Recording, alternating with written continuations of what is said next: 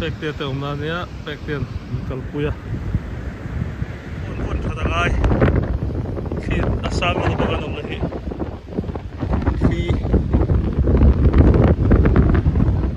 lai phora tang hen dinga ata hen an dinga ta moi ba bi thakhi na e cha ding ve lo meng a thiam ve lo wa ni tlak na to ania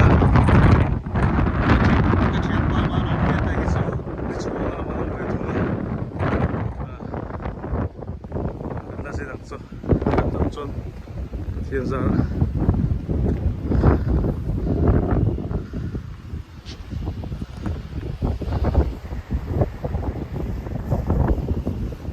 han về là cho đi sẽ Bethel Klang à xem bằng chút Bethel Klang về là mà mi Israel là anh zin á ini Israel ram anh zin về thế là US ram chua cái zin mấy này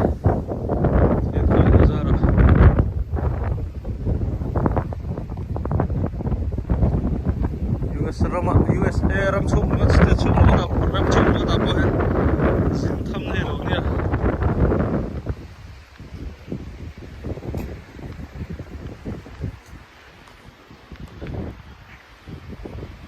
he thing kung he eng ti ko ma tanga om nge ti chu hriat lawa amaro chu kan on lak san bar chu thli hian tui fin riat lama tang hianin thli ron tle thina ti reng hian thli na chema wangin asang thailo asang tu khati cool vek ani hian cool tlat mai ni ko om na hi America Orango state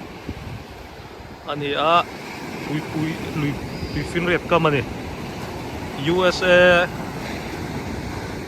Ramri kan ti to mai ang chu onania Pacific Ocean ania so ta an lei apo ka kal to ai hi kai me ron sim don before ni tla tur hi sa phau hi ngai poi mo em thina an ngai sa kan tiang chu itarte te pon camera ne ena hi mitlang chu atang po khenin an thira ni ta pek tia te om na nia pek tian kalpuya ni tla tur khirin ni tla tur din khira ni Orango state USA ni tla na pot ke mara ni tla tur ke usara ta po kan muthi nang pathian khoi na zara atakin kan han theng ve su alo om la man lom te li ra sin je ron chin je la ue tam tak tak chun he mi thleng hen om ani una kan om na thleng hian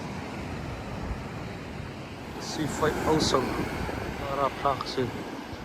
at bol ina bol dup maya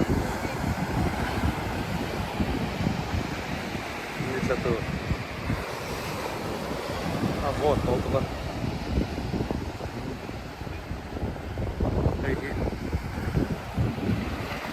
ai sang em mai video sa cho đi